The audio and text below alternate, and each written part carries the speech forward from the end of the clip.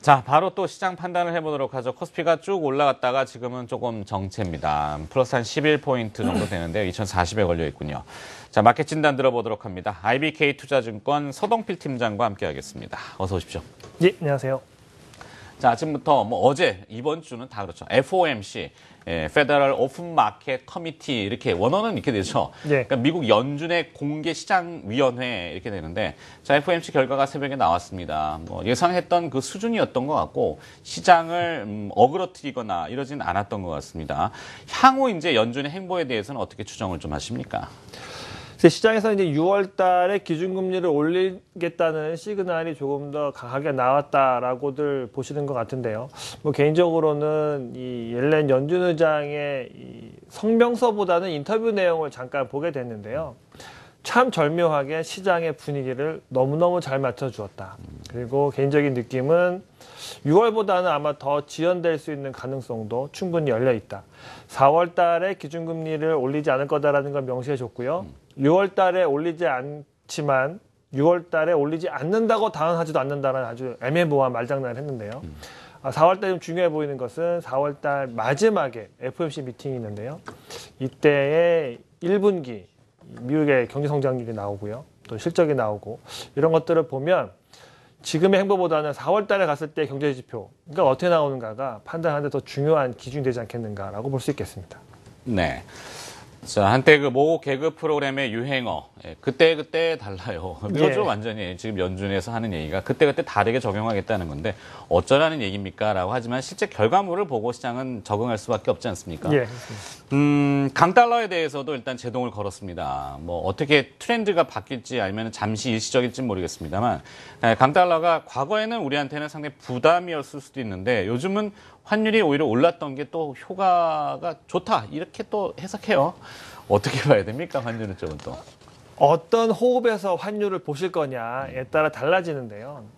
늘 이 원화가 약세면, 이를테면 원달러 환율이 차트상으로 위로 올라가게 되면 이제 수출주에 좋으니까 주시장에 좋다는 해석도 가능하겠지만 더 긴 호흡에서 보면 원달러 환율이 강세인 경우, 차트상으로 아래로 흘러내려가는 경우가 대부분 주시장이 좋았습니다. 환율은 그 나라의 기초 체력을 반영한다라고 늘 말씀을 드리는데요.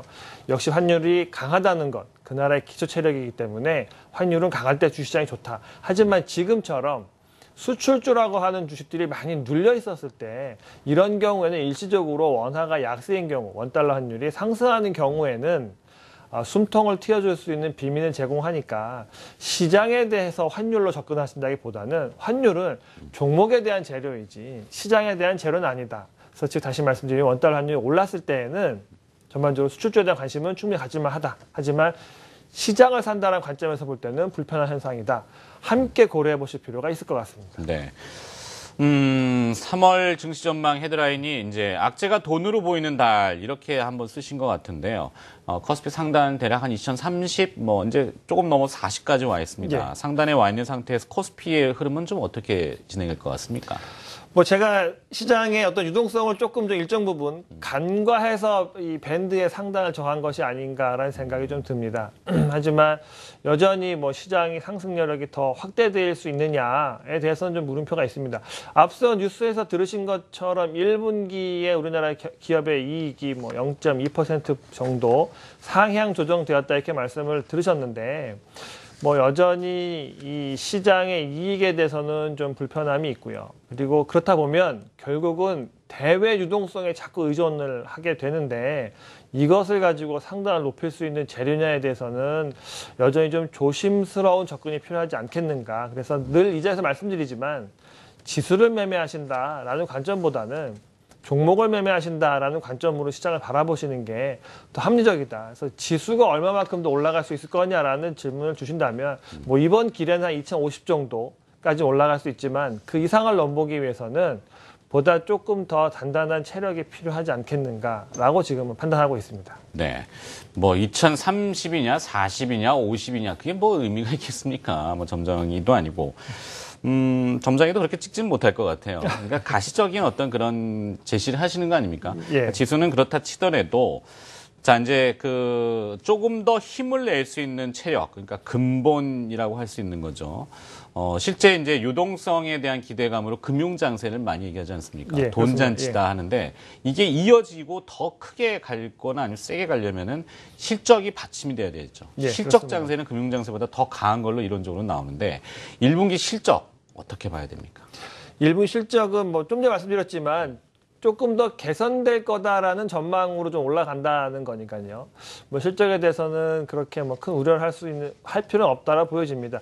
작년도 1분기에 28조를 정도 수준 벌었으니까 작년 1분기와 아마 비슷한 정도의 실적이다라고 보여지는데요.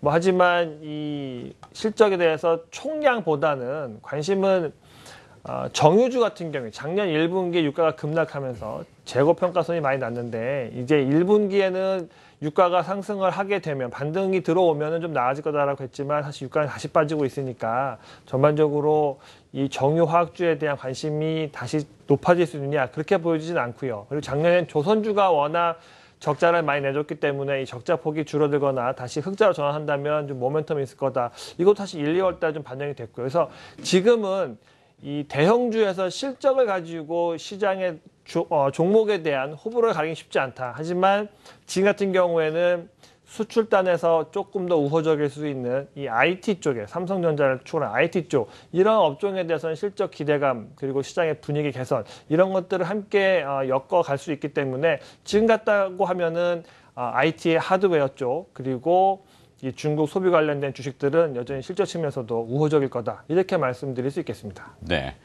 자, 3월 중순인데 왜 벌써부터 실적 얘기냐 하실 수 있겠지만 통상 시골에 가면은 밥 지을 때 군불 때면은 굴뚝이 연기 나잖아요. 아, 예. 저 집은 이제 밥 준비를 하는구나 이렇게 하는데 이 연기를 보기 위해서 우리가 파악하는 거 아니겠습니까? 예.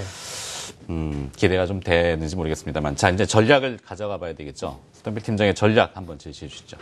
계속 말씀드리지만 시장을 사느냐 이거는 아직도 좀 물음표가 있습니다. 여기서 얼마가 더 올라가야 시장을 살 수 있냐에 대한 질문과 같을 텐데요. 그렇기 때문에 시장을 산다라기보다는 어떤 사이즈별 대응이 더 유효하지 않겠는가.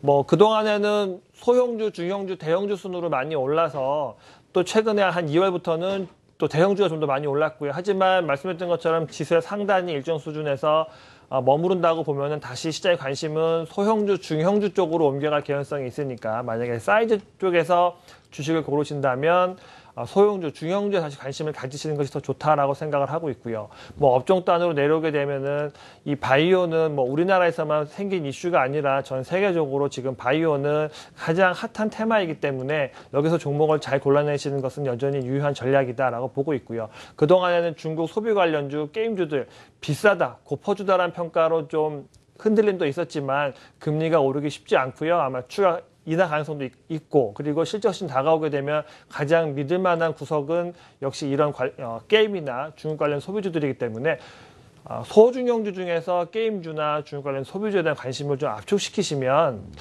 뭐 대응 차원에서는 유효하시지 않겠나 이렇게 말씀드릴 수 있겠습니다. 네. 자, 시장 전 진단을 들어봤습니다. IBK 투자증권의 서동필 팀장이었습니다. 오늘 고맙습니다.